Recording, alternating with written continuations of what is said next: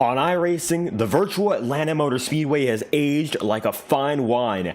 Decades of track wear, illustrious moments in racing history, and tonight, the Highline Racing League gets to take on the virtual Atlanta Motor Speedway for the third race of Season 17. You're watching the Westlake Royal Building Products Premier Series, and Highline Racing League once again returns to Atlanta for the first time as we return to these Xfinity cars, and it's a great combination of higher horsepower stock cars with a track that requires every ounce of a driver's skill set. Qualifying is on the move for the first time tonight, and we currently have 3 minutes and 40 seconds remaining. I'm David Kreutz, your commentator and producer, alongside Alexander Balderas, and tonight, the Xfinity cars, always a doubleheader on Thursdays here in FTN, and Atlanta, one of those tracks, it's a driver's track especially. It takes the best out of a driver to succeed here, and most drivers know that if you can win here, you can win just about anywhere. Timing and scoring showing Chad Winstead at the top of the board, and right now, Alex, as we get things going, it's Atlanta, and there's a lot to unpack, but what are your first thoughts as we arrive to the virtual track here? First thoughts, old surface. I've been running Atlanta a lot in the past last couple weeks with different leagues, and it's been about the same every time. I charge throughout the field and I get into that top 5, but if I'm too harsh on my tires, I slide back. And especially knowing these guys can go green for a long time, tire saving is going to be critical. These guys are going to have to keep that right rear in check and that right front in check especially. We're going to see that bottom lane come into use, but maybe we'll start to see the racing line shift up more to the top. Because that bottom lane, as it gets overused, it starts to heat up and less grippy. So, that being said, a lot of these guys are going to have to master switching around the different lanes and saving their tires at the same time.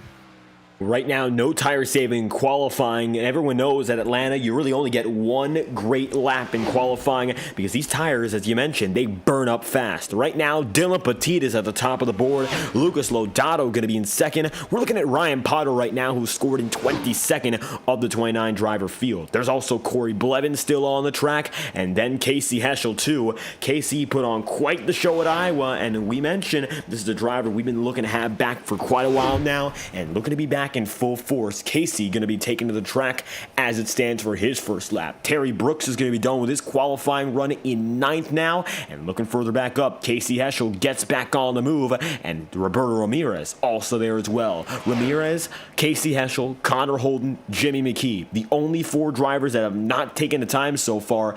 25 drivers have at least one lap set in stone, and Ramirez is going to join the party in about 30 seconds here as we have a minute and a half remaining. Dylan Petit, Lucas Lodato, Chad Winstead, that is your top 3, and they're up there separated by just about 40 thousandths of a second, so not a lot of big gaps up in front. Qualifying going to be very tight for every driver, and the margins being so thin are because this is a quick circuit. Drivers get up to about 185 miles an hour down straightaways, then back down through the corners. It's tricky all throughout, and that management is a huge deal there. How do the drivers react when it comes to the changes of speed at Atlanta, knowing how vast that difference is? Well, it's tough, David. The exit of the corners, especially out of 2 and then out of 4, is extremely critical. Making sure you don't hit the wall because it comes at you at Atlanta. Off the wall, off 2, is definitely something these drivers have to look out for. That change in speed is definitely going to come into effect. Once that bottom starts not becoming the fastest lane, you're going to see a lot of guys start switching around, moving to the top, moving to the middle, and any lane that works for speed. Wrapping the paint, not really an option here tonight, as that's most of the options across the NASCAR circuit. Not the same story here tonight. There's too many bumps on that bottom. If you really want a tire save, you can maybe use the bottom and paint the white line, but usually that's not a viable line. Running that first seam about in the middle is where we're going to see a lot of these drivers start the race off and maybe finish. Depends on what happens to the track. Just like that, the track goes empty for qualifying. We saw the telemetry there for Jimmy McKee. It's going to be a tricky night here in Atlanta, but our starting grid is just about ready to get going. Let's find out who starts where in tonight's race. 29 drivers have registered, 28 of which took a time, and as the drivers populate the track, we're going to have one pace lap, and then we get things going all over again. So without further ado, this is the Winstead Photography and Video 165. We'd like to thank Chad Winstead, of course, for his support of the Highline Racing League, becoming our race sponsor for tonight's event. Looks like he's starting pretty high up there in the number 60, and the Winstead machine in his title race will be starting in the top 3. Let's take a look first through that front row, though. At the top of the board, it's going to be Dylan Petit in the number 31, and Lucas Lodato then in second. Outside of row run, he's going to be the man high side leading the way right up top. Then from there, Chad Winstead's going to be third, with Alan Cummin holding his own in fourth. Fifth is going to be Jimmy McKee, and Adam Bozzi's going to be in the 6th spot as he finds himself right beside McKee, just ahead of Roberto Ramirez. Tyler Hampton's going to be starting in the 8th spot, and 9th is going to be Scott Wheeler, with Kendall Kerr concluding the top 10, and the top 10 in qualifying separate by just over a tenth of a second. We move down the field on to 11th. It's Terry Brooks alongside Tyler Snyder. A couple of the guys from the Truck Series who we saw racing earlier this week on Tuesday, and that itself was a great race. Matt Murr in the 13th spot next to Dylan Wedgwood. And it's Austin Bloom, Casey Heschel, DJ Stagner, Matthew Rodriguez, Ryan Potter, and Corey Blevins in 20th. 21st is then going to be Brad Kress, with Jacob Halm holding his own to the 22nd spot. Then from there, it's going to be Kenny Brooks in 23rd and Toby Wedgwood 24th. Cody Berzer is going to be in 25th, and 26th is then Ty Smith, with the field concluded then by Colton Gardner, J.R. Houston, and finally, at the tail end of the field, Connor Holden. 15 rows, 29 drivers, and just about every driver on the field now as the iRacing official pace car slowly makes its move. It's going to be just about a lap and a half's time till all is in motion. It's a great night here in the virtual Atlanta Motor Speedway, and track conditions are not mild, I'll tell you that much. 78 degrees, air temperature, 109 is the track temperature, and it's going to be a constant temp all night long. So triple-digit heat, it's going to scorch those tires from start to finish, and that's going to be something to notice all night long here, because it's going to be tricky to manage no matter where you are on the circuit. 109 degrees, you don't see all too much like that anywhere else. Atlanta, in the southern portion of the United States, triple-digit temperatures, they are not too uncommon when it comes to the track here. It's going to be tricky, but we've seen these drivers take on this circuit before. Last time we went to Atlanta was last season in the Gen 4s, put on a thrilling performance all throughout. It was Scott Zellner who eventually got it done, so we know that the best of the best tend to be the drivers who win, because the man who won at Atlanta last season won the championship. Maybe that will be an indicator tonight, if that's saying anything. And I agree with that completely, David. A lot of these guys showing their prowess there in the Truck Series, as well as earlier on through the season in the Premier Series. And Atlanta is a track like no other. You mentioned the hot temperatures and the old surface, and that is just going to eat away at the tires. And we've said it before, and I'll say it again, tire management is going to be key. Tire preservation is going to be key. Tire management overall is going to be the one thing that these drivers are going to need, no matter what, to win the race. And of course, to win the race, we first got to get through the very beginning. Dylan Petit at the top of the board, looking for what would be his 3rd career Premier Series victory. Lucas Lodato was a stunning driver in our very last trip to Atlanta. Most recently, of course, coming up from the truck program to the Premier Series. He knew the speed he had last season, but it's a chance for redemption here as the front row and company are set to come to the start-finish line. Dylan Petit controls the field as we go through the gears. The green flag's out in Atlanta. Welcome to Hampton, Georgia. We're green for 110 laps.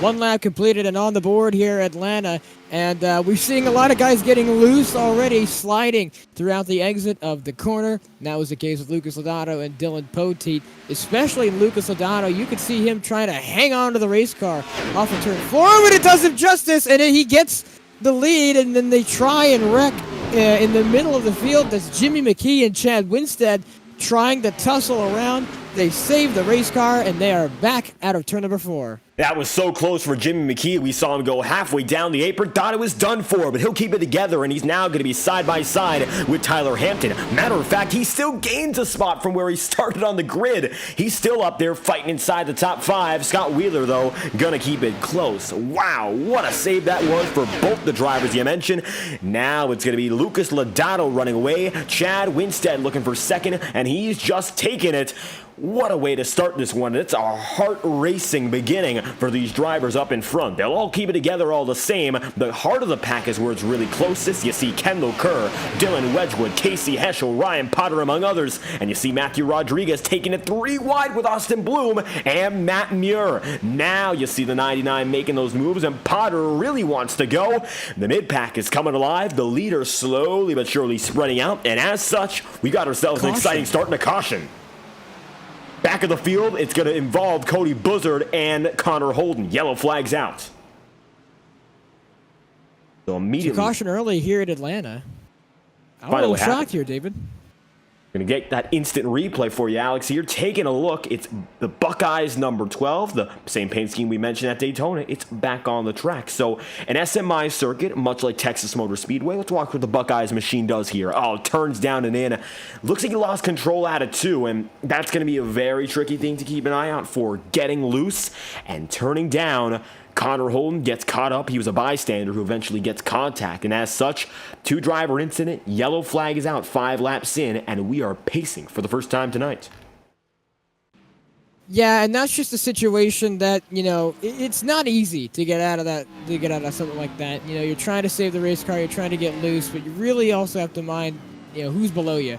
I know he was saving it. He was going down the racetrack. At that point, you're really just trying to keep yourself out of harm's way, and that's just what can happen. Just like that, the back end for Buzzard is all but gone. Connor Holden looks to have less damage, but it's going to be on the front end, so if there's any, it's going to be a little more important when all is said and done. Lucas Lodato gets a nice start. He'll move up to the first position from second on the grid. Chad Winstead is going to move up 1 spot as well. Tyler Hampton already up to 3rd from 8th, and he's going to gain big thanks to the big kerfuffle that kicked off the night. Jimmy McKee moves back to 6th, and already we saw that big shake-up in the front of the field.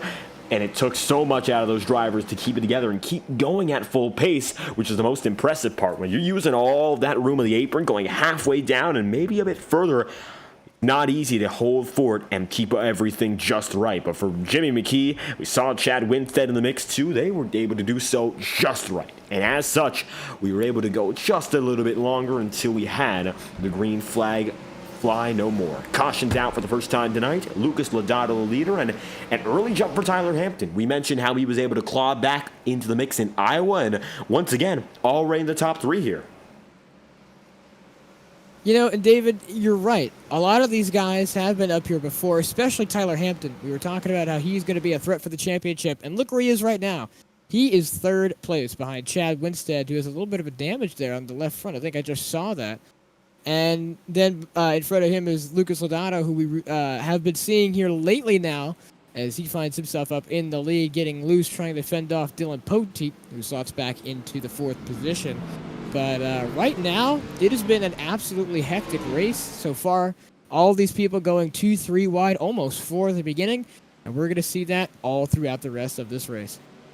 Ready to get back to the rest of the race, and here it's going to be Tyler Hampton, Lucas Lodato, 1st and 2nd respectively, and it's time to get things back in motion all over again. 7 laps in out of 110. It's going to be the iRacing official pace car, which pulls off and in, this time by, and your front row is going to have Hampton there by means, of course, of the choose rule. Choosing to the apron of the wall, and it looks like it's going to be the bottom side for Hampton, which moves him up into the front row. Dylan Poteet, who got that pole position start, is still on the inside, but going to be starting in the top 3, not going to be at the top of the board. Winstead up there looking to have full control on the high side, but he's got to get by Lucas Lodato first, and the number 7 is set to lead the field back.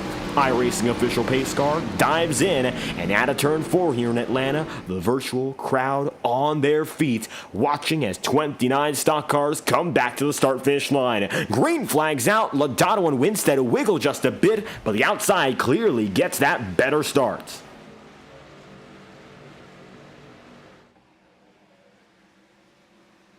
And already heading off of turn number 2 there, Lucas Lodato in the lead over Tyler Hampton is there. He slides into the door of Chad Winstead in the 60 machine. He will clear, but this battle isn't over.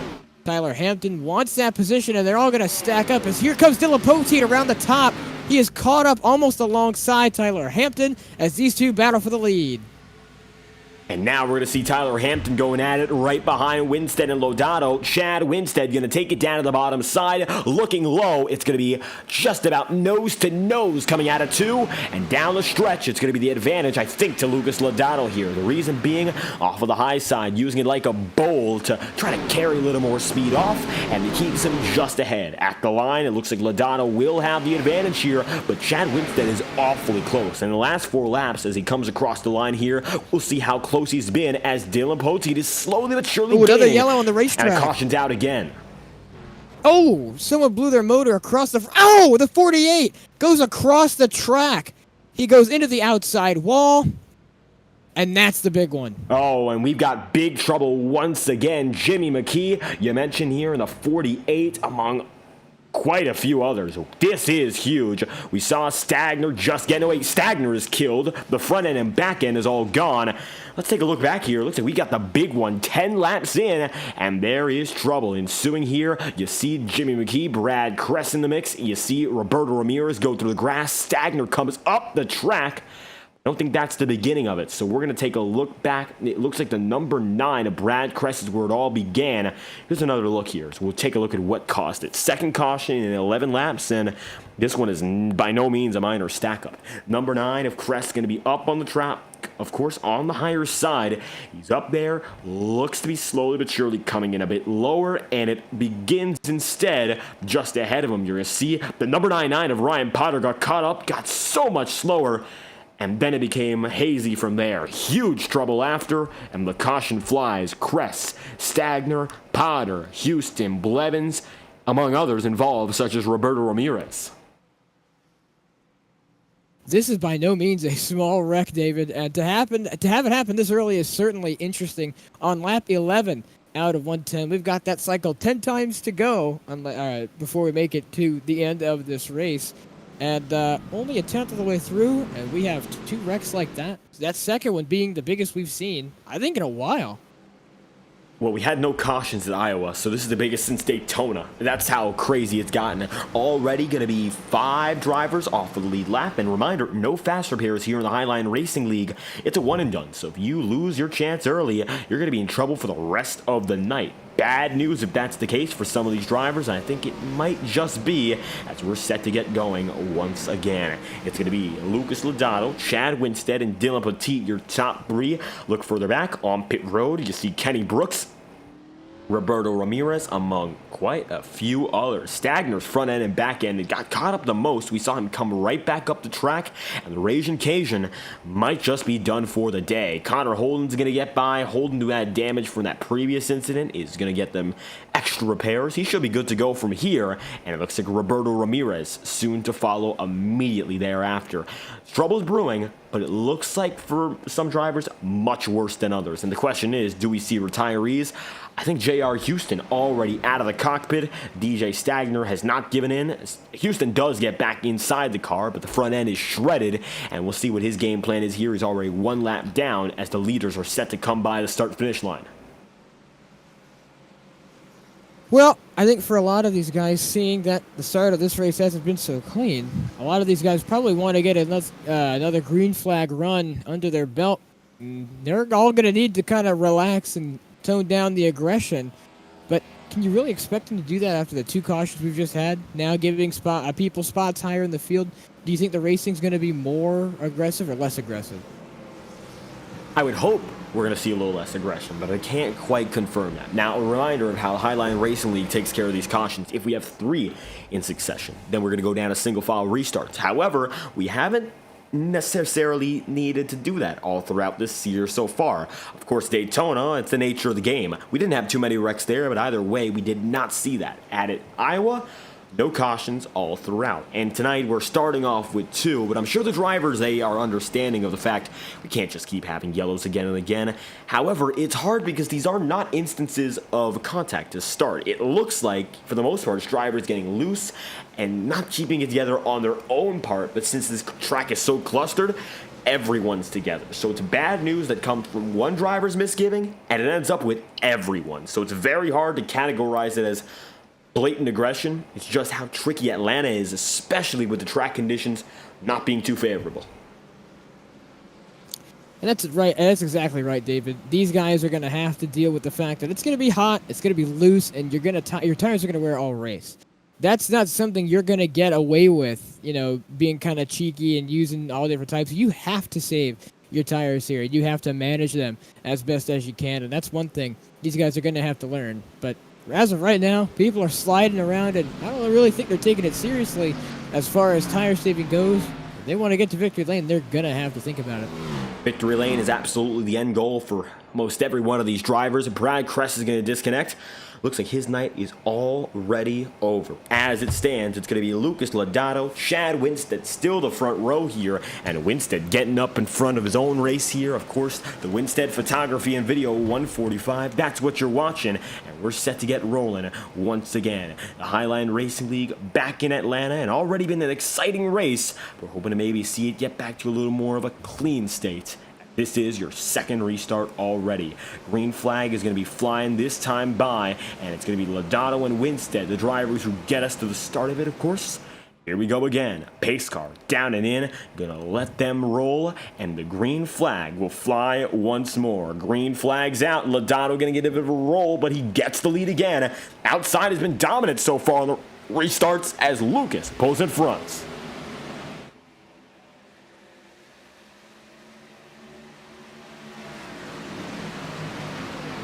Lucas Lodato comes out to once again an early lead to jump off the restart. Now 2/10 in front of Chad Winstead. Now, about a tenth behind him is the battle of Tyler Hampton and Dylan Poteet. Dylan trying to make up for his mistakes last week, kind of cost himself the win. Hoping to try and see if he can claw back now. Tyler Hampton off the back of a win as well, so he wants to go home in victory. Oh, sorry, no, he's off the back of a second place, so he knows he can win. But it's going to be tough. He knows he can be up here. What do you think his game plan is? I think right now, of course, the game plan for every driver is you can't win this race in the first stint. You got to go for this first cycle, and it's a learning experience, maybe as a practice session of sorts, because these drivers are keeping each other honest 2x2. Not necessarily as risky as the first 2 restarts. You see 2x2 on back for guys like Snyder, Matthew Rodriguez, Kendall Kerr, and company. But I feel like right now you got to end up running in line, understanding how your car performs in dirty air. You're going to see a lot of it all night long. Seldom are you going to be the lone leader, and right now that's the case. Winstead and Lodato keeping each other honest at 180 miles an hour. They're still side by side going down the back straightaway. Hampton didn't look low. There's just not enough room to go 3 wide in the corners. And you got to figure out what's the game plan here when you're in the dirty air. You want to get used to the worst of the circumstances so you can prepare to, of course, find a way to the best of them. And right now Winstead's up there. At the line, though, Lucas Lodato will lead. Lucas Lodato barely goes out over the fact of Chad Winstead, who's making that bottom lane work, but he has to deal with Dylan Poteet on that high side, then Tyler Hampton behind him as well, and the Charger behind him, the 97 of Scott Wheeler Jr. He's on his way to try and make a cut through the field. Roundabout now as Dylan Poteet slides off the corner. He's going to save it, and he is still loose.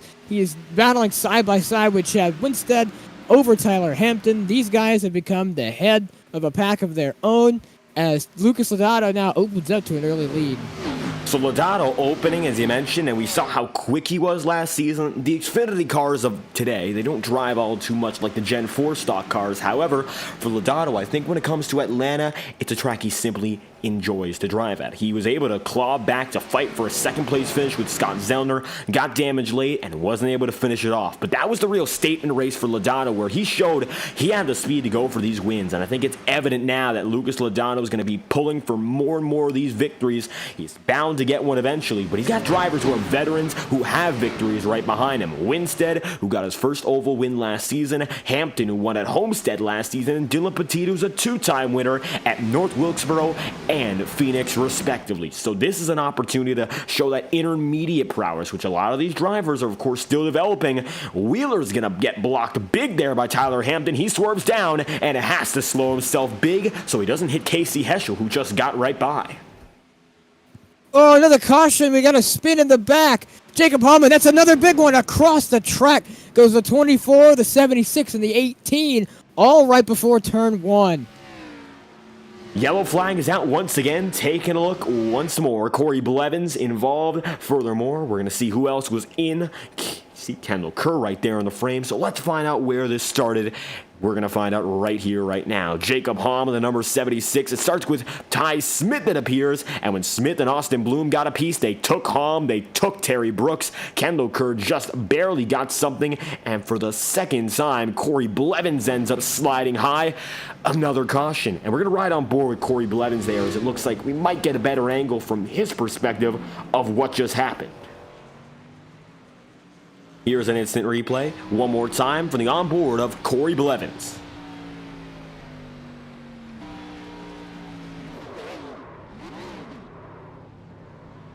I'll tell you what, David, avoiding wrecks here at Atlanta can be tough at times, and there's a couple of tough spots. And going into turn 1, your car's riding back up the hill, and it is tough to try and get it to turn down. I've got to say, it's really tough to avoid it. One of the toughest tracks to avoid wrecking at, because you have to be decisive, with the way you're going to drive into the corner before the corner. It is really hard to change that up, especially here, and I think that's just an example of it. And now pit road going to be coming through with a first big cycle of the day, 22 laps in. So in all honesty, we're just about a fifth of the way through already. Even though it's been a bit of a slow start, these drivers have to get ready for what's next. And as such, Logano's in, Petit's in, everyone's going to make it through their stop. Of course, pit stalls are going to get filled right now. The question is, who's going to get out first? As it stands, you're going to see Logano, Ramirez, and company all make it through. Casey Heschel gets moving, but Logano will just barely beat out Chad Winstead. First and second out, with Connor Holden being the first man out in front with Roberto Ramirez. Cody Buzzard stayed out. Logano the winner off pit road, and the rest of the field to follow. Winstead, Petit, Heschel, Hampton, McKee, Jimmy McKee back in the top 10, and Matthew Rodriguez to wrap it up. I got to tell you, David, a familiar face we've seen here at the front of the field, and a more refreshing one. Roberto Ramirez makes his charge all the way up through the field so far. Now leads after great pitch strategy over Connor Holden, Cody Buzzard, and Lucas Logano. Chad Winstead follows up, and that's your top 5. 23 out of 110. Still a long ways to go. What do you think the thoughts are for these people out front? I think right now for the drivers who stayed out in particular, they're just going to be banking on a few more yellows, because tire wear at Atlanta is so big that 10 laps makes all the difference. 20 laps, of course, would be much more, and of course 5 laps might not be as much, but you're in the sweet spot now when it comes to strategy, where 10 laps, 15 laps, that will make a difference. So for Roberto Ramirez, he's lucky he has any backup on his high side right now. I think it's going to be whether or not he can hold on and maintain these spots for the first few laps, maybe 5 or 6, that determines whether or not it's really worth it. Ramirez, Holden, Logano, the 1-2-3 combo up in front, and 24 laps in. They're the drivers who are, of course, taking a big risk here. Nobody else seems to be going for that route. We have, of course, a majority of the drivers still on track, 28 of which Brad Crest, your only retiree, and 24 drivers remain on the lead lap, going back to Alan Cummin, who's looking to get himself back up there. Ramirez and Holden, they're the risk takers. You think it's going to work out for them, Alex? I mean, we'll have to see, because it's definitely going to be certainly an interesting one. These risk takes are going to be, kind of interesting, because we've had, kind of sort of consecutive cautions, but right now it's lap 24 out of 110. If you think that you could try and go for the gamble now, more than perfect time to do it. It's the beginning of the race, you have time, you might as well go for it. Some of these guys taking these gambles now, I think it might be an interesting move, but it's definitely not stupid to try and take a gamble this early.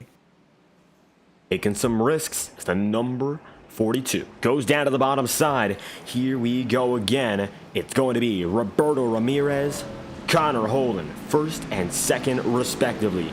Can they pull it off here and make the old tires work out? That's the big question. We're going to figure out whether or not this is the gamble that's worth taking. Coming through this time by, it's Ramirez, Holden, Lodato, and Winstead. That's the 1, 2, 3, 4 combination up in front. And when the green flag flies, it's old tires versus new to get things immediately started. You also see there's going to be Dylan Petit in 5th, Casey Heschel then in 6th, and the green flag going to of course fly with Hampton, McKee, Rodriguez, and Wedgwood also in the top 10. 25 laps in so far. It's the big break for Roberto Ramirez and Connor Holden, who started in 29th and was involved in the caution already. He is now there up in front and finds himself in second. Is this going to be an opportunity to keep it from the back of the field up? That we will see, as the pace car is going to go down and in and let these drivers get right back to work.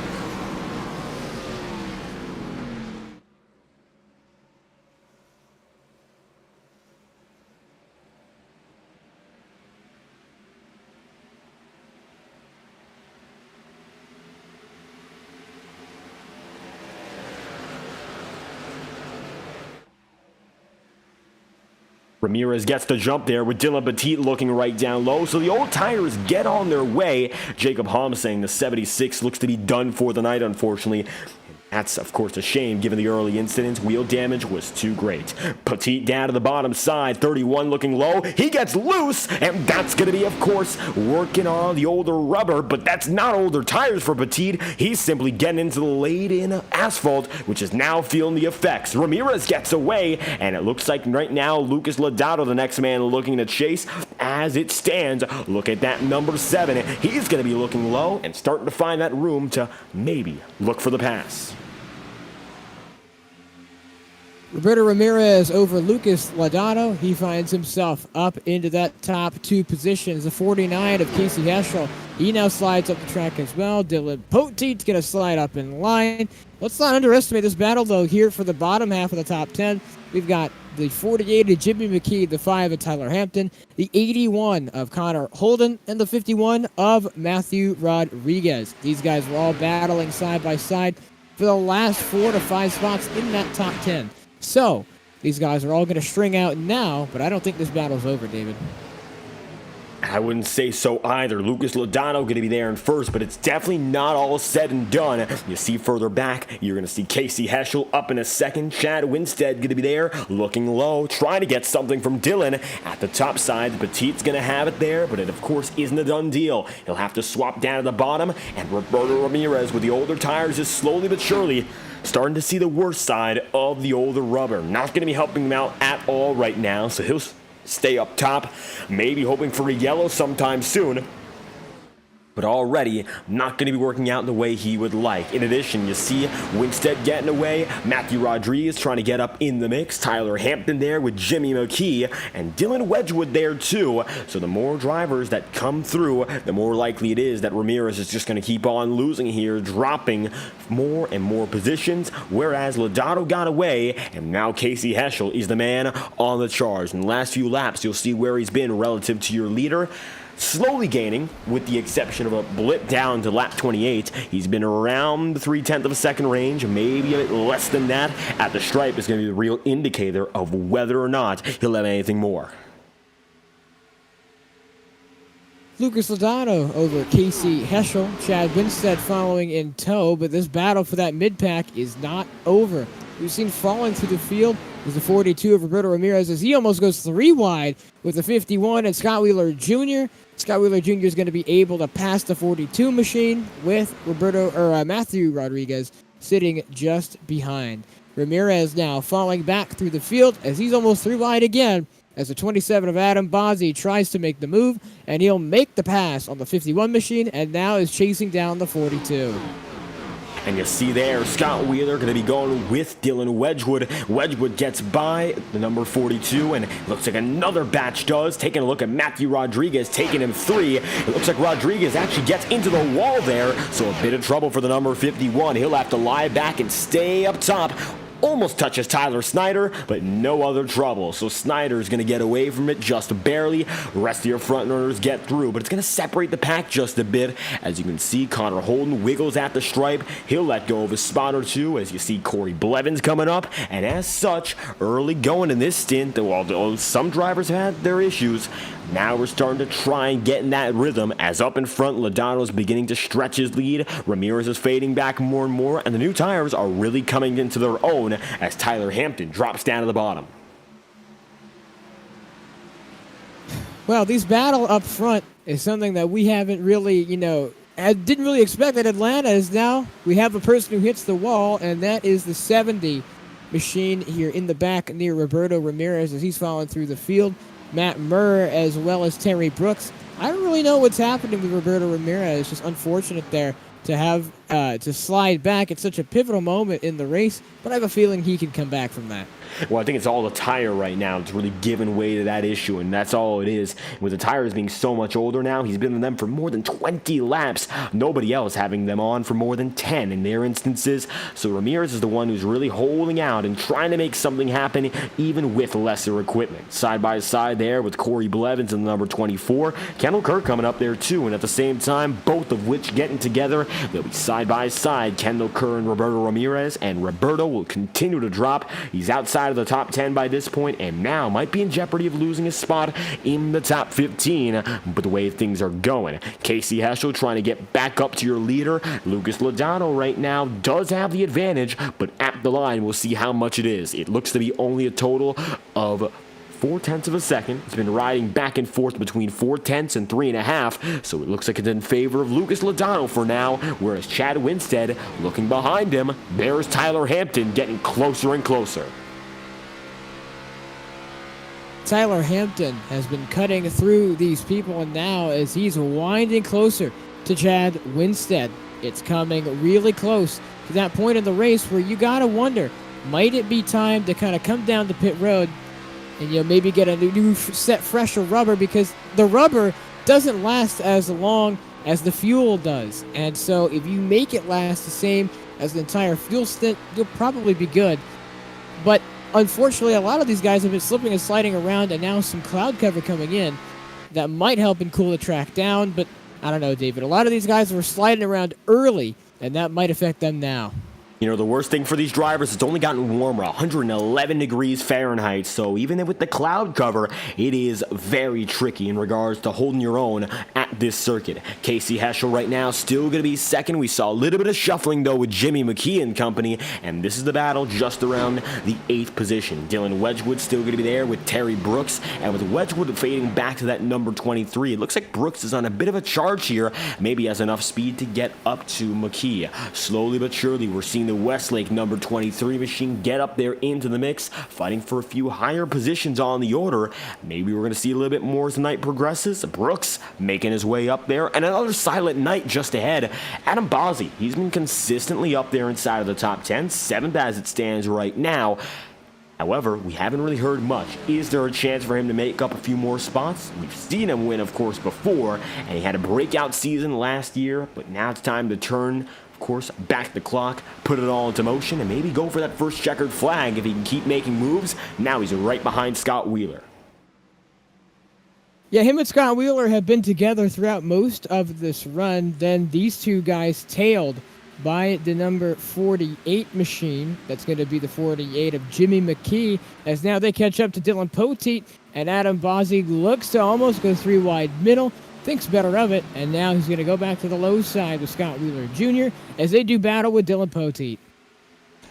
And now Dylan getting in the mix as well. You see he's been dropping slowly but surely, and he might drop another 2 positions the way Bozzi and Wheeler are working on each other here. Dylan's loose, and you could see him going up the track, but he'll keep it together, and he's going to lose 1 spot, and you see the pressure and the onslaught coming through. Bozzi gets by as well. Jimmy McKee also going to be taking that position if he can, and up on the high side, it's a lonely place to be, and Dylan Poteet definitely suffering the effects here as he goes from 5th to 7th in 1 lap, with jeopardy of maybe falling down to 9th on the next. Bad news for Poteet here, and I think he actually shredded his tires on the charge up to start the stint, and it's already coming back to bite him here as we get going again.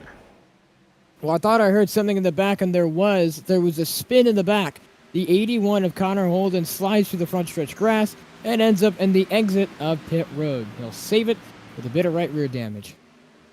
And with Petit still on the way, up in front, one battle that's getting closer, Casey Heschel and Lucas Lodano. The lead distance has been slowly but surely shrinking lap after lap. Taking a look at the last 4 laps here, you can see it's time for Heschel to take it right down low. He thinks he's got the opportunity to make the distance 0 down to the bottom side, going right through 3 and 4. Casey Heschel, he's looking once again for a race victory. At the line, Lodano keeps it with the race lead up top, but the advantage through 1 and 2 looks to be with KC as he'll send it in once again. At the same time, Tyler Hampton also in the mix here, and he's waiting in the wings if push comes to shove. Lodano gets away, just enough momentum to make it so, but KC gives his first sign of life that he's definitely got what it takes to battle and take that lead away. 1, 2, 3, wrapped within the blanket. They're less than 0.3 of a second apart. These guys have all been under a blanket so far as Casey Heschel looks to make the move on our leader, Lucas Lodano. Doesn't look like that's going to happen. Then as we look back as well, Chad Winstead is closing on Casey Heschel and Tyler Hampton now as the 5. Tyler Hampton is going to close on into this top 3 group. Casey Heschel is loose. He's going to slide up the track, and here comes Tyler Hampton. Going to be side by side entering turn 1, and he gets the spot done. Now, the 49 is going to slide back to 3rd. And Tyler Hampton looks to catch Lucas Lodano in 1st. Now Hampton's going to fade immediately right back there into the 3rd position with a little bit of a mistake. Oh, and he gives a shove to Tyler Hampton as he slides back down the track, and he's not going to be happy with that. And as it stands, Tyler Hampton's still going to be side by side here with Casey Heschel. He's going to give way once again. Casey, as such, going to keep on going, running there in the runner-up spot yet again. You're watching right now as Heschel's going to try to go for the race lead from 16th on the grid, back up through the pack. Casey's qualifying efforts have not been indicative at all of his race pace. And once again, that's exactly what happens here. Casey right now going to be running in 16th, just about 0.2 back of your leader. And you can see him go right up to the high side once again as Hampton cruises down low, and as such, Hampton can't find the room, but Casey Heschel still trying to find momentum every which way. Momentum is definitely swinging back between some of these guys here in the middle of the pack, but one thing that's shifted is after that incident, Tyler Hampton hasn't looked as lightning fast as he was, and I think that is caused because he slid his rear tires after contact with Casey Heschel. Once you slide those rear tires, they get heated up. Oh, we got a spin. Caution. Lap 47. Austin Bloom going to be the spinner, as you mentioned. Yellow flag is out. We're going to take an immediate look and find out what happened. Bloom is going to spin, and the yellow is out. Oh, and we got a wreck of the yellow. Tyler Snyder. Oh, no, sorry. Wait, no. I might be a little slow. Sorry. And there we have it. Austin Bloom going to be the driver who we saw involved with that one. Take the number 3, for instance, and you'll see he's in the center of the frame. Bloom going to be going through. Tyler Snyder wrecks with Corey Blevins, and as such, smoke show. 3 drivers involved. Make it 4 with Ramirez, and the caution's out again. There you have it. Trouble brews once again. 48 laps in, and we are once again pacing here with Bloom, Blevins, Ramirez, and finally Tyler Snyder all involved. And you saw that. Racing deals and a tricky track have given us another big problem. It's a multi-car incident yet again. Yeah, and it's interesting to see. In the races I've done here at Atlanta, it's been usually a straight shot green throughout the race. There wasn't really a lot of wrecks, and if they were involving a large pack. So, not really sure how this is all coming down and happening, but these guys being aggressive, I mean, I can't say that that's not the right thing to do, because really race strategy depends up to all the drivers in the field. And now race strategy going to be all about pit road, dropping in this time by Lodano and company. We'll see who gets out first yet again. Now, it looks like nobody going to be playing the risky game. Tyler Snyder in on pit road as well. You can see Lodano coming through, Chad Winstead, and now The question is, who's going to make it out first? Can Lucas Logano remain the leader here? Will there be a surprise from Winstead or anyone behind? We're not seeing all too much motion out of pit road just yet. Now drivers are breaking out. Hampton's going to be the one to move quickest, but Logano gets out ahead of him. Then it's Winstead, Hampton, McKee, Wheeler, Bozzy, and Dylan Wedgwood, with Casey Heschel rounding out the top 10 as it stands. Well, a lot of these guys are not happy over racetrack. There's a lot of yelling, screaming, and they're talking about paying the officials. Now, I don't know if, this is all real and maybe just chatter, but a lot of these guys not happy with how this race is panning out so far. Another caution on lap 47 to boot. Just like that, another yellow flag, and unfortunately with that one multi-car incident, not much we can do about it. I'd say the radio chatter just happens to be a little bit of displeasure and discontent given the circumstances. We were knee-deep into that run in terms of tire, so I'm sure not a lot of drivers happy. It could have been a chance to maybe break out and change the mold and get a chance to get up there in front for their own right. But now with 2 laps to green, we are once more pacing. At 50 laps in, we have ourselves rolling. Yet again, it's going to be lap number 50 led by Lucas Logano, who has so far been the dominant man to this point, and as a matter of fact, he has led a total of 42 laps out of the 50 we have run. So Logano's really been the man at the top of the board, but that time by Winstead and Tyler Hampton, they were getting close, just not enough. Of course, to get that race lead. Is there a chance to maybe get back there and pull in for a 3-wide race lead battle? Perhaps it's going to be even closer as it goes on. That remains to be seen. But so far, Logano's been the dominant man. Logano has been the man up front, especially with Chad Winstead and Tyler Hampton. These 3 have all been up here through the top half of the field, and they've never been amiss from trying to make some big moves. We are now coming up close to the halfway mark of this race. And so now, David, I gotta wonder, what do you think is going through these drivers' heads as they now realize that, there's not as much race as I thought there was? We're coming up to the halfway point. We've got basically a replay of the first half of the race now going into the second. It might be a chance for me to reset here, but what do you think they're thinking here and trying to look at the bigger picture? I think if you're up in front, Lucas Logano doesn't want to change the picture. He knows exactly where he's been all race. He wants to stay there. If you look further back, though, Brooks, Wedgwood, company up there like Matthew Rodriguez and such, as you see, Corey Blevins now down on pit road. The drivers who are changing their strategy. The drivers who still have track position to make up. What are they going to do is the real question right now. I think it all comes down to whether or not you can regroup. As it stands, though, frontrunners, they want to stay the same. I think alternate pit strategies, maybe some opportune cautions or something of that sort are really going to help out the drivers further on back. But right now, for anyone in the top 10, they've got a real shot to fight for a good finish. Regardless, from 10th on up, they've all got very, very even speed.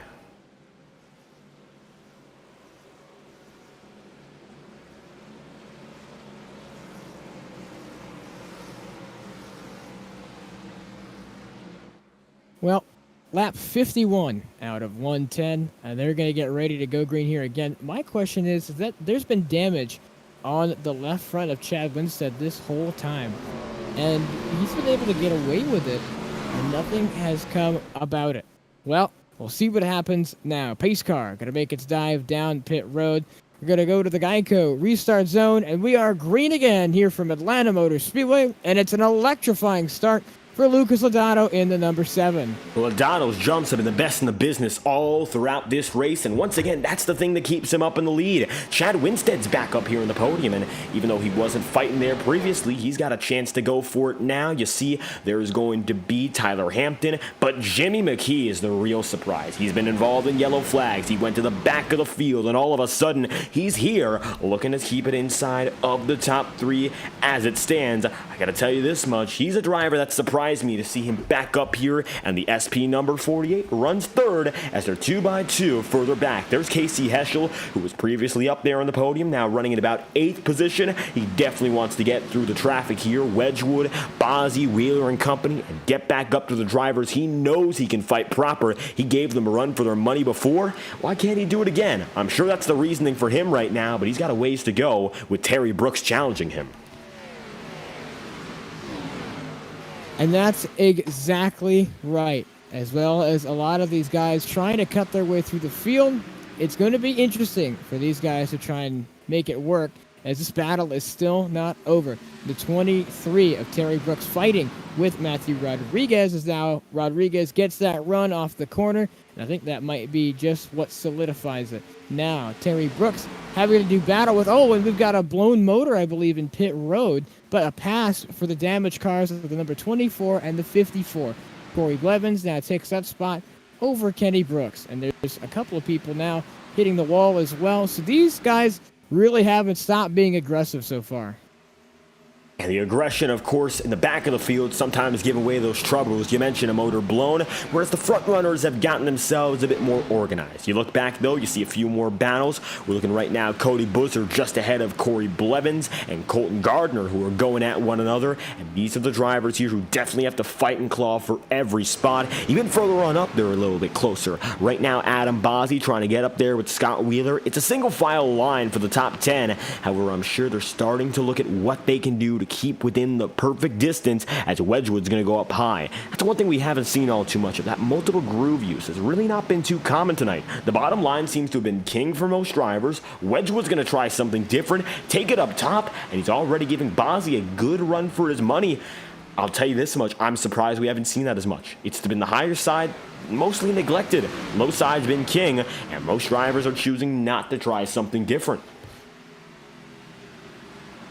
Well, a difference in strategy may come out in a good way, but I don't know. You really got to go home and go what basis as to what works, but right now what's been working is running that low line, as Jimmy McKee now is just a 10th behind Chad Winstead. Behind him is Tyler Hampton. These three are all fighting for the bottom half of the podium and 4th place. These guys are trying to shuffle each other through, and that's one thing that's been happening. Jimmy McKee has been stuck on the back bumper of Chad Winstead so much that he's allowed Tyler Hampton to catch up, and there's a group behind them that looks to be catching them as well. You can see now these groups slowly but surely going to be coming up together. There's Casey Heschel with his group, still right behind Adam Bozzi, and he is still right in there. Quarter panel to quarter panel, not quite, but waiting for the opportunity to maybe slide under Bozzi and company. Just hasn't gotten there to this point. Terry Brooks getting away right now from Kendall Kerr. As it stands, though, everyone running in single file order, and Lucas Lodato really getting away. Now, that's the number 7 machine holding his own up in front. 1 second back, there's Chad Winstead. Chad Winstead really has been a man that has fought his way up through the front of this field. And I gotta say, he's been really consistent these past 3 weeks, and I think overall he has the greatest shot at winning the championship this season. Tyler Hampton makes the move on Jimmy McKee as the rest of the field now is catching up behind. Chad Winstead has almost performed the head of a train now as Lucas Lodato continues to pull away. And with Lodato pulling away, the battle for second continues here. Tyler Hampton, of course, got that podium last week, sitting in the same spot right now, still hasn't been able to find that room. As we watch on board, he looks down to the inside line, trying to find an opportunity, taking it down to the bottom side. There he goes again, and this could be an opportunity to take that position and run with it, but it still isn't much yet. They're going to be equal at the start-finish line, and Winstead has to go right up high, and at the top side, he'll go right through it. Just hasn't been able to get away. Hampton now down low. Winstead stays top. Jimmy McKee watching on, and the battle for second brewing more and more with these 2x2 styles of racing developing further. This could be an opportunity for McKee and Wedgwood to catch up, and they might be able to insert themselves into the podium battle if these two drivers distract each other and slow each other down a bit too much, because they're using each other's lines, and that'll eventually make them much slower if they don't figure out who goes where. Well, right now it's kind of slowing them both down as they battle. Tyler Hampton looks to have edged out Chad Winstead right there, but it won't last as Chad Winstead now comes back on the high side as they're going to battle down the backstretch. One of them needs to concede if they want any chance of being faster than Lucas Lodato. Somehow they are kind of catching him as I'm looking at timing and scoring, but coming off the exit of the corner, and that doesn't look like it's going to continue to be the case, as Lucas Lodato still holding his own, and that gap stays the same. still going to be Lodato getting himself out in front, but I think these two drivers are going to give each other some trouble all throughout this run, I'll tell you that much. Winstead, up top, still hasn't been able to find the perfect braking point to separate himself. Hampton, likewise. He knows the bottom side is where just about everyone's been trying to go, and it looks like he slightly edges himself out there, but the exit is the big problem. They're both compromising each other off the lane time and time again. Now, for Winstead, the exit actually might help him because he has the high side. He can get that momentum. If they're running side by side, he can pull himself out just a bit wider, get a little more speed, and it'll keep him going. But it looks like he can't for now. Tyler Hampton gonna just barely clear, and there he goes, making the pass. Winstead has an opportunity to go down low. He will not look for it. He definitely had the chance to, but decides to pull back in and tuck himself in line with 47 laps to go. You see now, there's another battle side by side.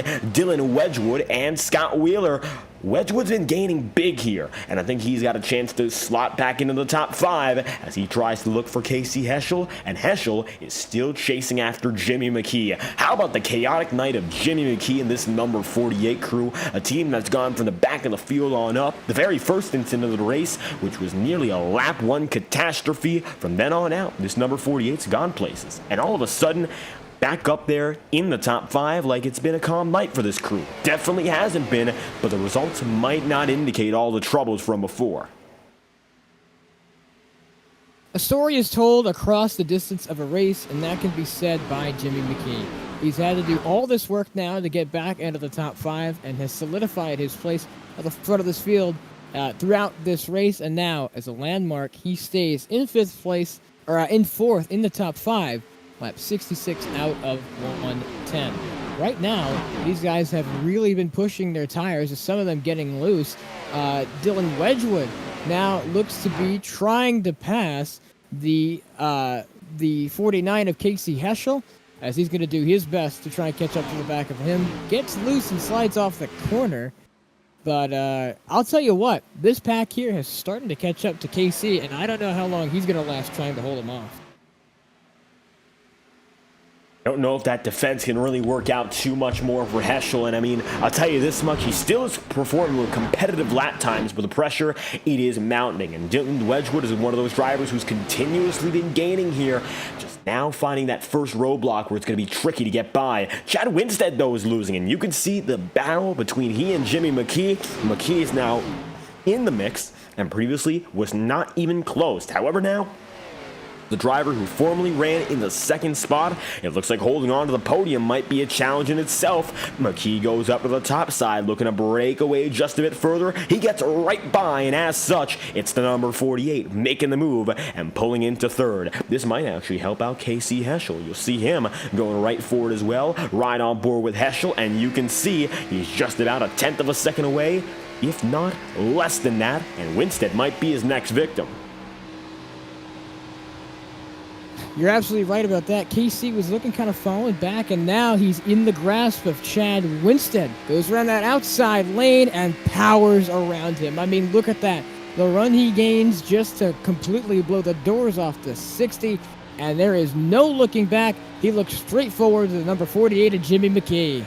And another move there for Casey Heschel, trying to make some gains here. A driver who knew how good he was fighting in the podium, but Tyler Hampton now giving some pressure to Lodato, and it looks like the long run number 5 is coming back into fruition, and Lucas is going to have to work this one out. He's been oh so dominant so far tonight. He doesn't want to give away late in the going, but now Hampton, the best he's looked all night long, is slowly but surely eyeing an opportunity. He'll send it down and in. Lodato due to block. They'll both go down to the bottom side, and now they'll rise slowly right back up top. Hampton, though, closer than ever before, might have a lap or two before he really goes for it. He looks low. Now they're going to be side by side, and Tyler Hampton's got an opportunity down at the bottom, which is once again compromised. However, he definitely knows he's got an opportunity to make this happen. And I think that's one thing that we really haven't talked about is the charge of Tyler Hampton, as he has been all the way in this top 5 for most of the time, but he really said last week, had that run been a little bit longer at the end, he could have maybe gone for the win, and that's exactly what's happening right now. First long green flag run of the night, and he has clawed himself all the way up to 2nd and is now battling for the lead.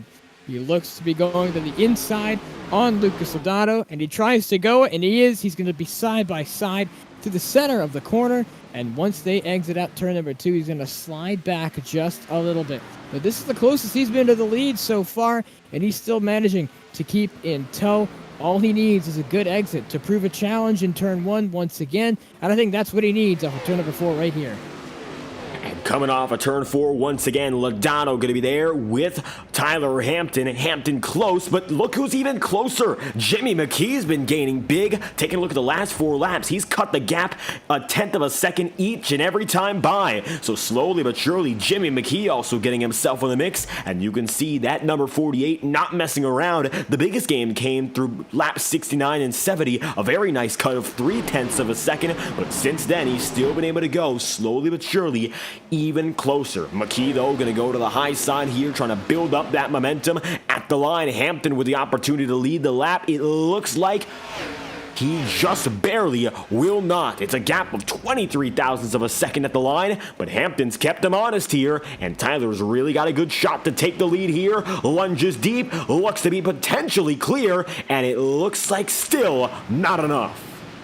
Not enough off of turn number 2 down the backstretch. He leads, and he looks to try and get clear. He's clear right now. Does he slide up to prevent the run off the corner?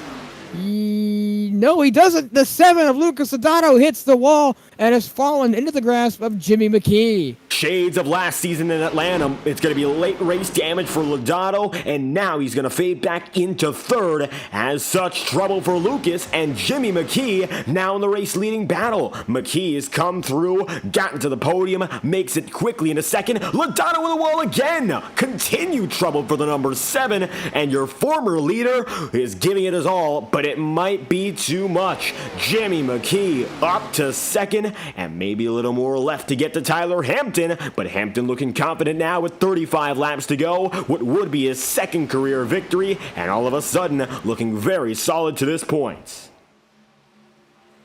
Tyler Hampton has cut his way up through the field and is now over Jimmy McKee, Lucas Lodato, who's falling back to issues, Casey Heschel, and Chad Winstead, your top 5. This top 5 has been similar out through all of this race pretty much, as we've seen at least a fluctuation of these guys, maybe a couple as well, but it's really been Tyler Hampton, Casey Heschel, and Chad Winstead here in this top 5, as well as Lucas Lodato. These guys have really cut through here, and I'll tell you what, it looks to me that Jimmy McKee is starting to catch Tyler Hampton, so we may have another pass for the lead.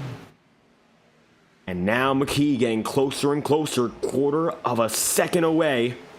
He's still trying to find the opportunity to go through. As it stands, it's going to be Tyler Hampton breaking away just slightly, but with 34 laps to go, we are expecting one more pit stop to get this race said and done. So a mandatory pit stop for just about everyone, the way strategy is looking. Kendall Kerr going to be there with Terry Brooks. Do you look on board with Kerr right now? And Matt Chevy Camaro is still holding its own. Once again, we'd like to thank Westlake Royal Building Products for their continued support of the Highline Racing League, the official premier partner, and they're on Terry Brooks' number 23 tonight.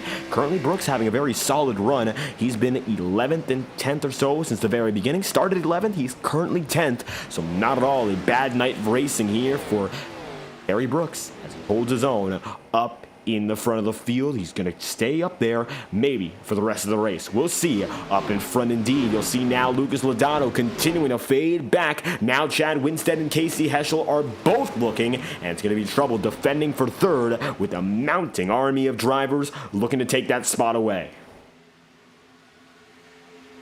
It is going to be tough here fighting for the lead. Tyler Hampton, one of those as well, who has gained 2/10 on Jimmy McKee. So he has absolutely seen what Jimmy's up to, and he is off and away. But that's not going to silence the battle here between Chad Winstead and Lucas Lodato. They have been battling it out for the past 2 laps or so, and now that battle looks to continue as Chad Winstead moves up the track to try and get that momentum off the top, as Lucas Lodato is loose and sliding off the corner, manages to get the throttle down enough to where he still stays ahead entering turn 3. And And right now, Logano going to block on that bottom side. It's the perfect defense here for Chad Winstead. He hasn't found a way around just yet. He's looking high, but just can't make it work. Now, Winstead's actually held on to a podium spot despite his earlier troubles. He's not up there with McKee, even though Jimmy McKee does look to be falling back too. But Winstead goes up top once again, trying to stay there with Logano, and they're neck and neck once more. This time, though, it's no longer going to be for the top three. It's instead going to be, of course, just to stay inside of it. You can see there, Logano going to drop back again. One driver in trouble. That looked to be Connor Holden. He'll slide down and in, and alone he'll be with no caution flying. So Connor Holden going to get going again with 30 laps to go, and as Tyler Hampton, leader, crosses the line again, indeed, still no caution for that incident. Look further back. Now Roberto Ramirez is going to be up there with Terry Brooks, and he got lucky with the equalization of the tire. He tried the old tire strategy, didn't quite work out, and now he's back up there on the same set as just about everyone else is. And as such, he's going to be neck and neck coming through and might have an advantage on Brooks into 3 and 4. Into 3 and 4 as well. I've heard some chatter about people pitting. I think Lucas Logano, yes, he is. He is the one. As he comes down pit road, we've got, we've got changes in pit strategy. Lucas Logano comes down pit road and calls it. He says it's time for me to get new tires and more gas. Will this play out the way he's hoping to? Lap 83 out of 110, and we've still got a ways of a way to go. Now we're going to see whether or not Tyler Hampton calls in sometime soon or if someone else chooses to. You see right now, it's going to be Jimmy McKee, Chad Winstead, Casey Heschel, all not coming down in this time by. But Alex, you got to let us know here as more and more drivers are now starting to think about it. What's it going to be for the driver mentality? Do you go in early? Do you go in late? Atlanta, unlike any other. You have some racing experience here. What's it going to take for the driver to get the most out of their pit stop? Well, making sure you don't slide through your pit stall is going to be one. As we saw earlier in Iowa with James Thurston, he was really close to coming out with the win, slid through his pit stall, and that is what cost him the win in Iowa. So, on a green flag pit stop, sliding through your pit box is the scariest thing to worry about, because if you slide through, not only do you have to back up, but they won't service your car right away. And that is going to be a key point to avoid, along with speeding down pit road and speeding entering pit road. If you speed entering pit road, you could slide through the pit cone and get an unsafe pit entrance as well. So really being careful and dotting your I's and crossing your T's when coming down to pit road under green is going to be a thing that a lot of these guys need to ensure goes right. Tyler Hampton down in this time by. He'll take Chad Winstead right there with them. Winstead's going to dial in fast, and just like that, both of which make it through first and second respectively with Matt Muir, and it's going to be a big run in for your leading drivers. Winstead tried to gain quite a lot there, and it's going to be Hampton in, then Winstead immediately thereafter. Well, a lot of moving through this field now as Chad Winstead goes down pit road along with the people he was battling behind. Now, Tyler Hampton still in his pit stop as well, ready to go on when he drops the car, and he will, and they'll drop the car. Tyler Hampton jumps Chad Winstead on pit road by a car length and a half. And Winstead, he really tried to play it deep with the risk there. Just like that, Winstead and Tyler Hampton getting going once again. And here we go. It's going to be Chad Winstead following Tyler Hampton out of pit road. Net leader, it might just be one of those drivers right now, but no, I think it's Lucas Logano. Logano went in early. He has the new tires, and as such, he's the driver up in front, net number 7, holding fort in now 14th. However, he's sure to continue climbing as more and more drivers are going to make it in. Bozzy going to be side by side with Casey Heschel, and tell you this much, with 23 laps to go, we're coming up on 22 remaining, and we're going to crank it up with the best camera providers on the iRacing platform, TrackCams22.com. For high quality iRacing cameras, visit TrackCams22.com or Facebook.com/, of course, Track Cams. We'd love to have you there as we go 22 to go, cranking it up here on FTN.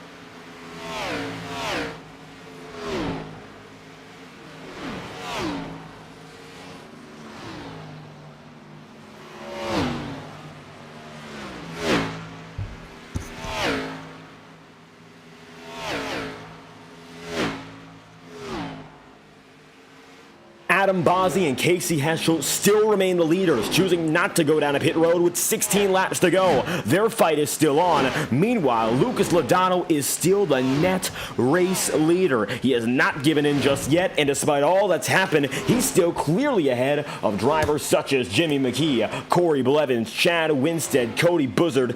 And with that being said, the question becomes, what can a driver like Tyler Hampton or Chad Winstead do here? Because still, it is all about Lucas Lodano. It looks like despite the fact he fell back in that green flag stint, pit roads where he came alive and everything went perfect. And that's exactly right, David. I couldn't have said it better myself. Some of the differences in pit strategy we've been seeing here is interesting. Lap 96 out of 110. And Tyler Hampton is having to cut his way through. And it looks like he has moved up, I believe, to the 16th position over Colton Gardner. Now, as we look back to the lead, it's Adam Bozzi, Casey Heschel, Kendall Kerr, and the familiar face of Roberto Ramirez in the number 42. And you see the familiar faces all coming together here. More drivers heading down a pit road. You see Jimmy McKee coming by. They're all slowly but surely gaining on Lucas Lodano. One driver who lost a lot of time, though. Tyler Hampton is one lap down. He went down to pit road once again, so it looks like there was an error in his initial stop, and as such, now he's going to be way behind, running in 16th, as you mentioned, whereas the old leaders remain up in front. Lodano with 14 laps to go. He has an opportunity here to go to victory lane, but there's still several drivers who need to cycle out in front. From Dylan Petit on up, it's not over just yet. You're absolutely right. Lucas Lodano now going in to try and catch Dylan Poteet. Poteet is about 4/10 behind Terry Brooks, who's closing in on Scott Wheeler Jr. So things are moving around here in the middle of the field. Jimmy McKee is now closing in on Lucas Lodano as well. So we've got a lot of shakeups here in the middle of the field, as the one who's most under fire has to be Terry Brooks closing up to Scott Wheeler Jr. Right now, you can see Terry Brooks slowly but surely making up that time with a dozen laps remaining. But you can see there, Wheeler slowly but surely maybe losing just a bit of time. The question is, though, are any of these drivers really gaining on the leader? I wouldn't think so. I think right now these drivers are just hoping to hold out. And for Bozzi, who is now up in front by a second over Casey Heschel, he's still out there and with no signs of going down. Make it to lap 100. This is a big gamble, and it could be fuel-saving galore that goes around and maybe gives way to Bozzi's third career victory. There's an opportunity here, but it's still slim pickings if possible. Kendall Kerr right there, Casey Heschel still in the mix. Your top three completely different from before, and now there's actually a battle for second as Kendall Kerr gets in.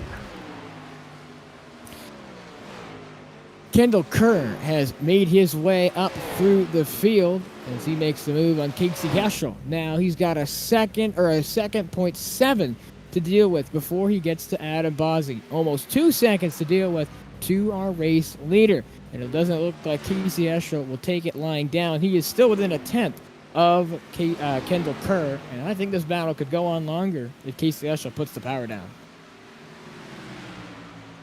And right now, you see Casey Heschel still trying to keep up there. There's Toby Wedgwood, a driver we haven't mentioned all day long. He's made it back into the mix, and he's going to get by as a lap machine with those newer tires. Adam Bozzi has a huge lead now of nearly 2 full seconds. Kendall Kerr still going to be way back there with no signs of pit road just yet. Lucas Lodano in a fight with Chad Winstead. So say they were all to go down a pit road ahead of him, this is the net race lead. Winstead going to go up high on Lodano, and Winstead, of all the drivers who went down a pit road, he still has to chase down Jimmy McKee, who's right there in the mix. The SP Designs number 48, he's up there, and now in 8th.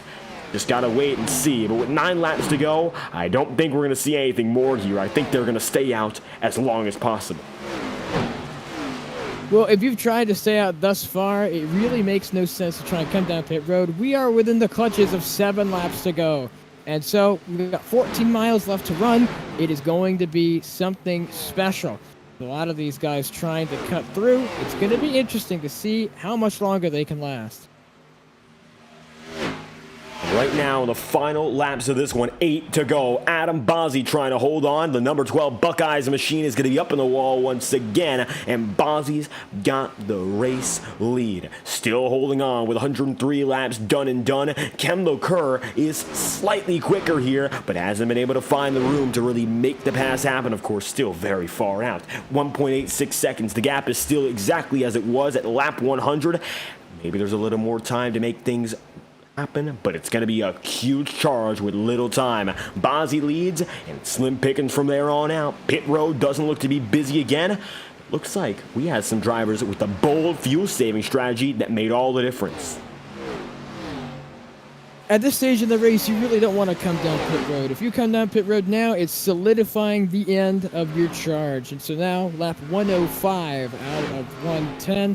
This race is winding down to a close. Adam Bozzi over Kendall Kerr, Casey Heschel, along with Scott Wheeler Jr. and Roberto Ramirez. Roberto thought he had slid through the pack and fallen down, and finds himself back up into the top 5. He's absolutely managed to cut his way through this field, and it has been absolutely wonderful to watch. Harry Brooks makes the pass as well, as now Dylan Poteet looks to battle it out. And I think at the end of the day, it is still a top 10 finish for the number 42 machine, and that is a one thing to take home, and to take home well. And the top 10 finishes, of course, that these drivers are looking for are going to be in a very instrumental position in the championship race. Tell you this much, when we look at our point standings coming in, it's going to be a big deal to mention where Adam Bozzi is relative to the rest of the field. Bozzi now with 5 laps to go to seal this one off. He's a driver who definitely has to make some gains here. 10th in the championship standings, he's not. He's 15th as it stands. 31 points back compared to drivers such as Heschel, Roberto Ramirez, Connor Holden and company. This is a race that he definitely needs to have to keep himself up there. As, of course, we're getting things going, maybe now Bozzi's going to have a chance to keep it up there till perhaps the end of the season. We saw how good he was last season, second in the standings. The second man is Scott Zellner. Maybe this is his chance to break out and really go for his own charge. And I think that's one thing as well, David, looking at the other Scott, and Scott Wheeler Jr., he's been riding near enough the top 5 all day. I believe he's going to come home in 4th. Phenomenal finish for him. As Dylan Poteet, trouble in the back. I believe he went through the grass, and he'll be slow rejoining the track as he had an issue coming out of turn 4, and now he is slow out of turn number 2 as he tries to get back up to speed. So a little trouble there as we come around this time by with 2 laps remaining. Adam Bozzi can get through a little bit of that smoke, as you mentioned, Alex, and he still has the race lead. Further on back, battles continue to brew. There's Roberto Ramirez. He's alongside Terry Brooks no longer. It was a push and shove back and forth battle, but no longer for Ramirez, who might actually come out of this one as the overall points leader. Actually, it's going to go down to he and Casey Heschel. Heschel has the advantage of the two in the 3rd spot, and as it stands, Roberto Ramirez there in 6th. Solid performance for the both of them here, however, with 1 lap to go. Adam Bozzi, this time behind the Ford Mustang, makes it through, and the white flag is out. 1 lap to go for Adam Bozzi and the Garage Beer Ford Mustang. We saw him win multiple times over last season, and as he comes down the back straightaway yet again, Bozzi is back, coming through with 2 more corners. The savvy strategy with no pit stop for the final 61 laps. That's the call that paid off. Coming through 3 and 4, saving fuel till the very end. Kendall Kerr rushing in the very final moments, but it's no use. Adam Bozzi will get the checkered flag in Atlanta and win the Winstead Photography and Video 165. Bozzi returns to victory lane. Casey Heschel comes through in 3rd, and it's Kendall Kerr in the middle of that podium sandwich, finishing in 2nd. Bozzi will win, leading 23 laps today, and the final laps, the most that mattered. Well, Adam Bozzi comes home with the win over Kendall Kerr, Casey Heschel as well. This top 3 has proven to be one of the best in the league. Adam Bozzi going to drive it around to come home in victory lane as he wins here in Atlanta. And Bozzy, the celebration, all the drivers grabbing around him and giving a push through. I think he might have ran out of fuel here. That's the reason Winstead's right on him.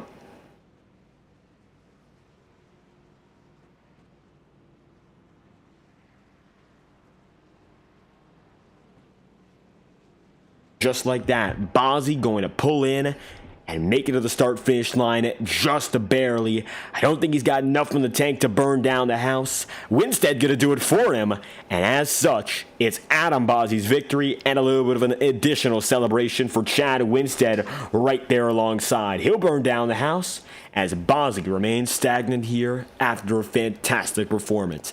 Just enough to make it to the end.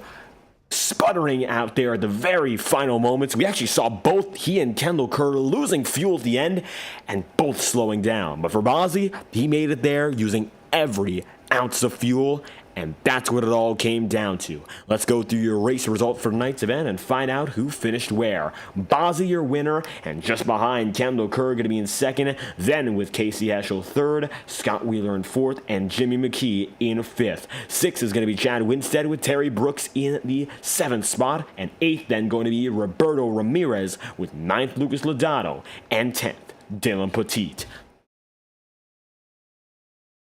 Moving down through the rest of the field, Dylan Wedgwood over Matt Meir, as well as number 70 machine Toby Wedgwood with Corey Blevins. The number 15 or the 15th spot goes to Tyler Hampton, unable to convert on what was a good race so far. He'll be back next week as it's Colton Gardner over Cody Buzzard, Kenny Brooks, Connor Holden, and Alan Kunman. Then from there, you're going to see 21st spot is going to be Matthew Rodriguez with Ryan Potter 22nd, Tyler Snyder 23rd, and Austin Bloom in the 24th position with J.R. Houston 25th, Jacob Holm 26th, and Ty Smith then 27th. It's going to be then DJ Stagner 28th, and Brad Kress the 29th and final driver on the day. We'll get your podium sitters coming in this time through, and we'll see who we can get first. Casey Heschel finishing third tonight, and we'll see if we can get a word from our driver at the bottom step of the podium. Alex, you're standing by with Casey Heschel. Well, Casey Heschel, you come home in that third position. Now, it was a pretty crazy race throughout the beginning portion. Then it started to calm down in the end. Tell us how you did it. I don't know, honestly. They all started pitting, and I knew with 30 to go that they weren't really going to be able to catch us. I mean, they were probably 2 seconds faster for 5 or 10 laps, but then the tires just really died off, and I think that just kind of helped and played into my favor. Well, tire fall off was something we discovered and discussed here this week for Atlanta Motor Speedway. It was a hot one here tonight. And with that old, bumpy, and rough track surface, do you think it came into effect more than people realized? I think it came into more effect than what I thought. I practiced before this and ran the bottom, ran the top, and didn't really see the race moving to the bottom. I thought it was going to be around the top the entire time, but kind of caught me off guard. And I think just that grittiness of the surface, eating the tires up. I mean, I had 21% there at the end left of my right front, so probably should have done a little better job saving those tires. Well, the racing on that last green flag run was something spectacular. You know, you find yourself in third having to battle it out with a multitude of people. Tell us how you think the end of the race really went. I think those guys just I think they thought tires were going to be better than what they were, and they thought that they were going to be able to pick up that missed time by pitting, but it just wasn't enough time. If they'd have done it with probably 40 laps to go, maybe. But Adam and Kendall, they saved a lot of tire and did a little bit better job than I did at that. So they were able to get to me, pull away, and steal the show. Well, congratulations on your third place finish. Is there anyone else you'd like to thank or anything else you'd like to say? Yeah, for sure. Thank the Misfit Mafia boys, JR and Roberto, that were in there tonight. Westlake Royal Building Products that sponsors the entire series. Kendall, Toby, Adam for putting it on, and you guys up in the booth. We couldn't do it without you guys. Well, once again, congratulations on your third place finish, and thank you so much for your time. Thank you. And with Kendall Kerr on the way, we're going to, of course, get a word from the man who finishes in second tonight, just 1 second off of our leader. From a low of 20th up to a high of second, Alex, we're going to bring in Kendall Kerr, and you'll be standing by now as our runner-up driver makes his way in. Kendall Kerr, you come home in second after a long battle with Casey Heschel. You managed to pass him there in the last few laps of this race. Tell us how you went through that last portion. Man, that was a struggle. I was anticipating long run racing after last week and went into tire saving mode right from the drop of the green. Unfortunately, it bit me a couple times where I just got little pieces of early accidents where it would be, 12 seconds of repairs, but it was enough to where, you're constantly restarting in the back. So I needed it to go green, but Casey just waved me by at the end there, so there really wasn't much of a battle with him. Which I appreciate him doing that. And man, it was just a matter of if the guys that stayed out strategy was going to work or the guys that pitted early strategy was going to work. Because if we had another 5 laps, we were for sure done. 2 or 3, it'd have been really, really close. I think so as well. That end portion of the race, we went a good chunk of the race green. Now, we did have an exciting start to this race with a few cautions back to back. How do you think that was kind of solved going on to the last half of the race? Just some guys just being a little bit impatient with how much this track really favors thinking long run. They went short run, burnt their stuff up, and then they'd get loose off a 4, or it gets real tight there, and or it gets real loose there. I'm sorry, and somebody would be there, and they'd end up in the quad oval wall. But man, just that was a blast out there. I think this will probably be the race on the schedule that comes most down to tires. It's the only track that ends up, if you stay out on any lap old tires, you're spinning the tires on the restart, even with only having 600 some horsepower in these cars. But that was a blast. Well, once again, congratulations on that third spot. Is there anyone else you'd like to thank or anything else you'd like to say?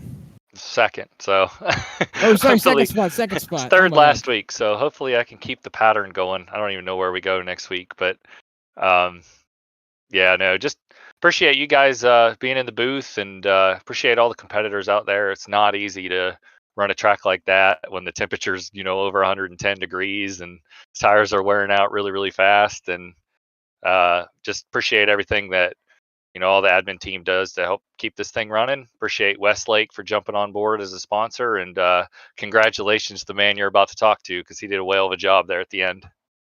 Well, once again, congratulations on your second place finish, and thank you so much for your time. Hey, thank you guys. With Kendall Kerr on the way, he mentioned it. The driver up next, the man who gets it done, pulled through with a strategy we didn't expect would be even possible. And yet, it worked out. You didn't have enough fuel to burn it down, Adam, but tonight, you get the win, and the checkered flag is yours from Atlanta. How about that?